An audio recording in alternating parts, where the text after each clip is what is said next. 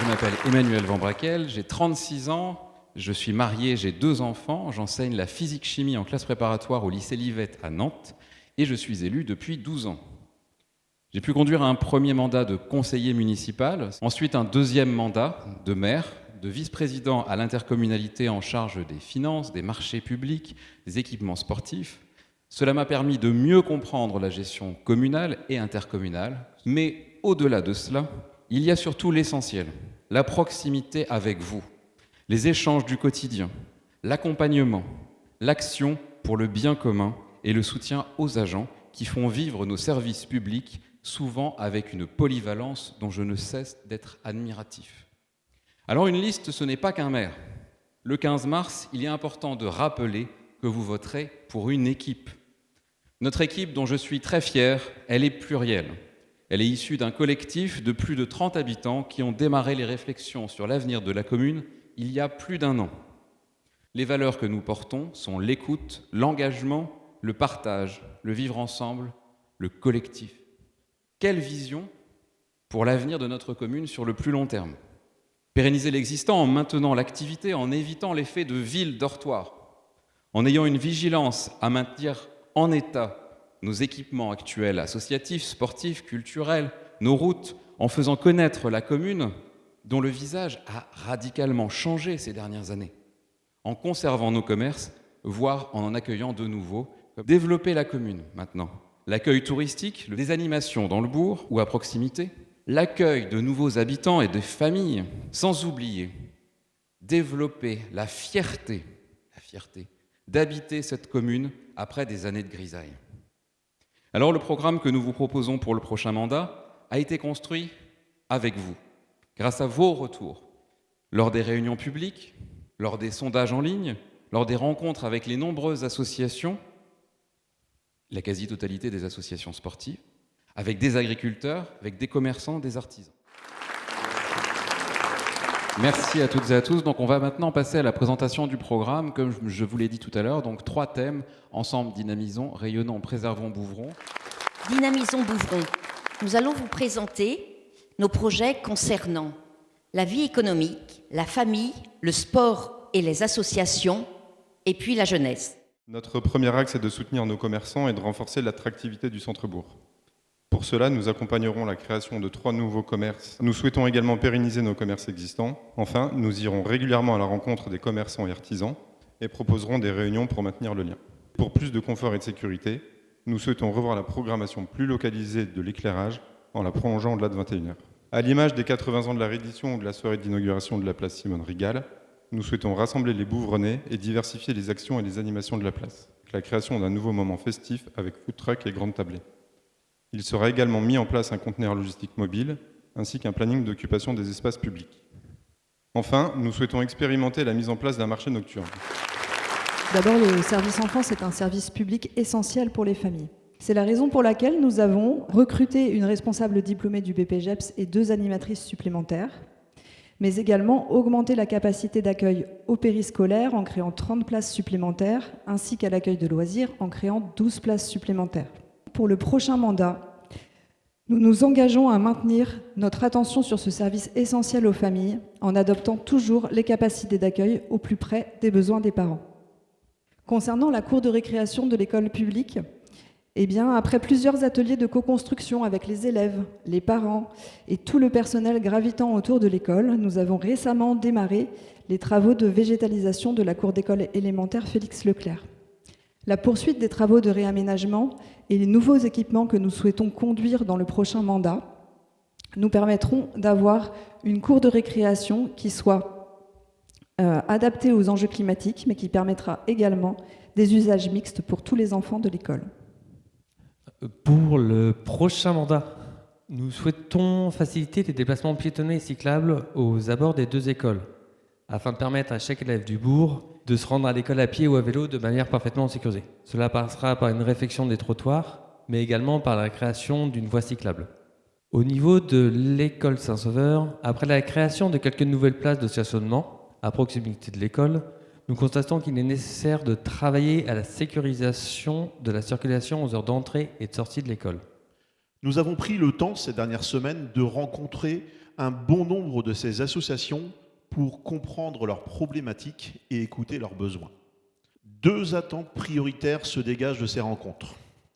Une salle de gymnastique plus grande, qui permettrait notamment à l'association de gym d'accueillir plus de licenciés et de se doter d'un praticable aux normes de leur compétition, et un terrain synthétique qui, lui, assurerait au football club Fait Bouvron une planification plus simple des différentes rencontres sportives.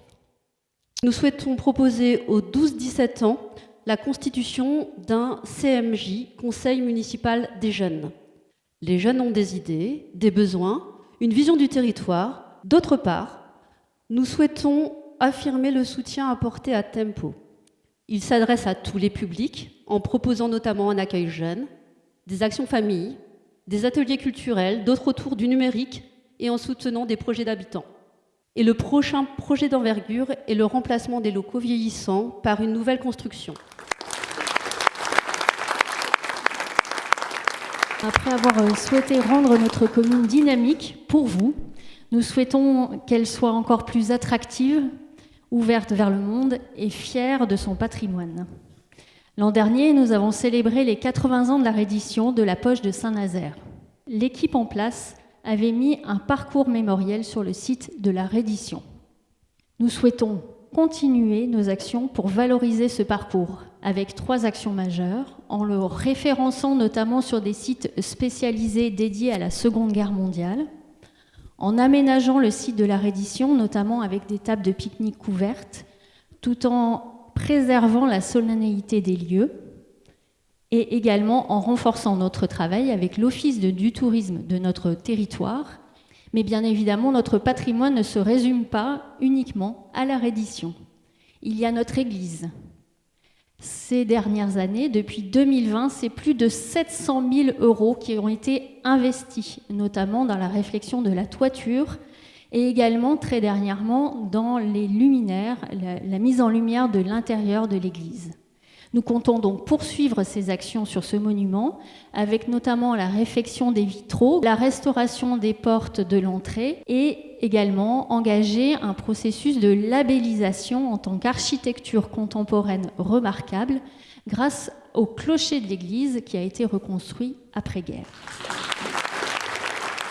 Un autre site important de Bouvron, c'est l'ancienne carrière, qui est un site naturel de 4 hectares et un plan d'eau d'1,5 hectare et que nous voulons valoriser. Ce site dispose d'un fort potentiel, c'est pourquoi on veut lancer des travaux pour sécuriser et rendre plus visible le site de la carrière, en faisant notamment un parcours, un sentier tout autour de l'étang, parce qu'aujourd'hui c'est pas très sécurisé, on peut difficilement faire le tour.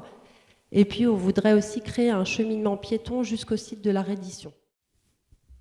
Alors d'abord, faire vivre la culture, c'est pour dire que Bouvron est réputé pour son dynamisme culturel, qui contribue d'ailleurs à son attractivité. Elle s'adresse donc à tous, dans une période où certains choisissent de faire des économies au détriment des structures qui la font vivre. La municipalité a pris le chemin inverse. On a noté ici le soutien de la Minothèque.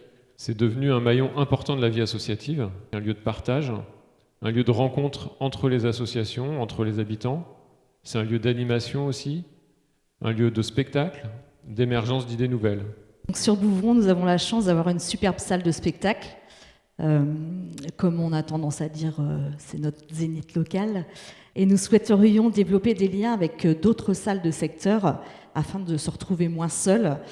Et puis de se créer un réseau. C'est aussi un bon moyen de capter des nouveaux artistes qui sont accessibles. Nous continuerons également à diversifier les spectacles et nous souhaitions continuer également de plus en plus à diversifier les lieux de représentation. Alors faire rayonner Bouvron, ça passe aussi par la question de la mobilité. Le transport solidaire a été mis en place en 2024. Le transport solidaire, ça permet à des personnes qui ne peuvent pas ou plus conduire d'être transportées par des bénévoles. Nous continuerons à soutenir et accompagner les bénévoles. Nous envisageons, comme dans d'autres communes de notre taille, la possibilité de l'autopartage. Donc ça consiste à une ou plusieurs voitures partagées qui pourraient par exemple être loués sur une demi-journée.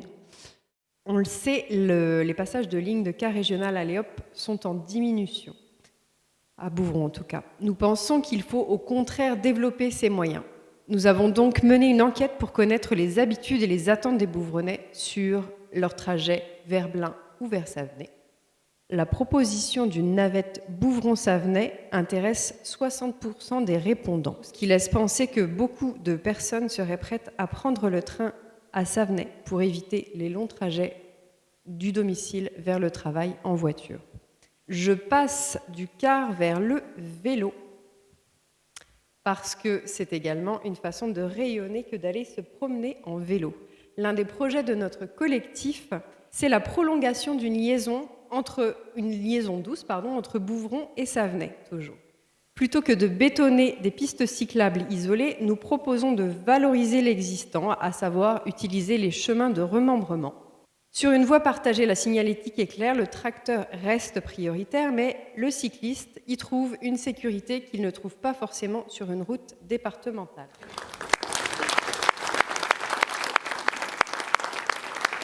Premier thème pour Préservons Bouvron, la politique agricole communale. Alors, pourquoi mettre en place une politique agricole communale? Le point de départ, c'est un constat. Bouvron a perdu 30% de ses agriculteurs, de ses exploitations agricoles, ces 15 dernières années. Une perte de ces exploitations, c'est moins de familles, moins d'emplois, moins d'enfants dans nos écoles. C'est également des exploitations qui s'agrandissent, qui s'isolent, et c'est moins de vivre ensemble entre les agriculteurs et les autres exploitations. Donc c'est pour ça qu'on veut mettre en place une politique agricole communale pour maintenir le nombre de nos fermes. Nous sommes allés à la rencontre des acteurs locaux pour parler transmission, mais également des conditions de travail et les améliorations à apporter. Nous avons rencontré des agriculteurs actifs retraités qui travaillent en bio ou en conventionnel, le responsable de la collecte de lait de la fromagerie et des organisations qui travaillent avec les agriculteurs. Et suite à toutes ces rencontres, on a identifié 3 axes de travail. Valoriser les métiers de l'agriculture, soutenir les agriculteurs et accompagner les transmissions. Donc l'objectif est de rapprocher l'agriculture des habitants. Soutenir les agriculteurs. C'est d'abord un meilleur dialogue entre la mairie et les agriculteurs. Ce dialogue existe déjà, mais il y a une demande d'un meilleur suivi des actions et une meilleure communication. En complément, nous voulons créer un réseau d'anciens agriculteurs qui permettrait de conseiller éventuellement les jeunes exploitants ou de soutenir les agriculteurs qui le souhaitent. Le dernier point donc, de la politique agricole communale, c'est l'accompagnement aux transmissions. Et la mairie, elle a un rôle à jouer pour aider ces transmissions. Elle peut d'abord animer un réseau de cédants et de porteurs de projets pour aider les rencontres, pour que les bonnes associations se font et que ces transitions réussissent. Après, au cas par cas, elle peut aussi aider les cédants et les repreneurs pour trouver des solutions au financement, au logement. Effectivement, donc, on va parler d'écologie, d'environnement. Donc, je vous présente quatre actions qui s'inscrivent dans notre programme. Le premier sur le développement du photovoltaïque. Nous avons ciblé particulièrement donc, l'installation de panneaux photovoltaïques sur des grands parkings. Le deuxième point concerne les haies bocagères. Évidemment, c'est dans la continuité du travail d'entretien de l'ensemble de nos chemins et routes. Nous avons mis en place sur la fin du mandat un plan pluriannuel de curage des fossés. Également, le fauchage des accotements a été travaillé ces dernières années avec des difficultés, faut bien le dire. On a tâtonné, on a essayé justement de faire évoluer les pratiques. Ce n'était pas toujours satisfaisant. Ça s'améliore de plus en plus. Et évidemment, un plan pluriannuel de renouvellement de nos routes que nous avons suivi et tenu et qui est en cours de réactualisation pour les années à venir. Alors, si maintenant je vous parle de haies bocagères, c'est parce que justement, il y a une partie du traitement qui est fait sur nos chaussées qui est de venir couper les haies. Et à l'heure actuelle, le bois est laissé sur place, broyé quelques jours, quelques semaines après, avec le passage d'un autre engin. Et ce qui n'est pas forcément très pertinent puisque on vient gâcher de la matière première qui peut être utile, qui peut être récupérée pour être broyée, cette fois-ci soit en paillage, soit en copeaux pour alimenter une chaufferie. Le troisième point concerne la déchetterie. Vous le savez, l'intercommunalité a fermé temporairement la déchetterie depuis novembre 2024. Ça fait suite à un audit concernant des non-conformités réglementaires et environnementales. Alors nous avons quand même demandé et obtenu sur la fin de ce mandat qu'il y ait plusieurs études de mise en place. Une première concernant la pollution du site pour savoir à quel point les installations sont polluées ou non, ce qui permettrait de pouvoir réutiliser ce lieu pour récupérer les déchets verts et les cartons, qui sont les flux parmi les plus importants.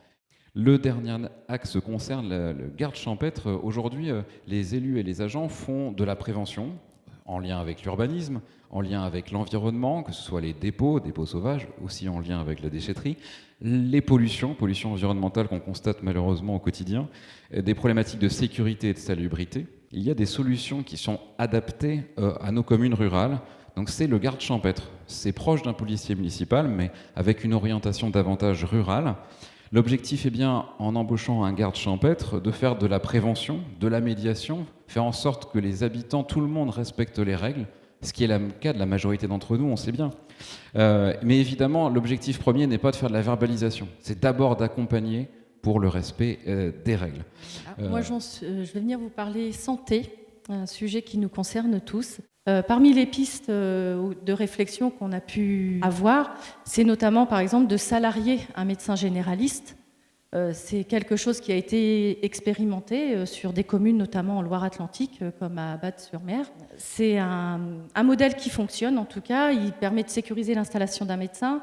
Ça répond à une offre de soins locale. Et puis, financièrement, c'est supporté par la commune parce que, en fait, la collectivité reçoit les recettes des consultations. En parallèle, une autre solution, ce serait aussi peut-être d'avoir un dispositif autonome de téléconsultation. C'est un type d'équipement qui peut rapidement répondre à des urgences du quotidien, qui ne nécessite pas un suivi régulier.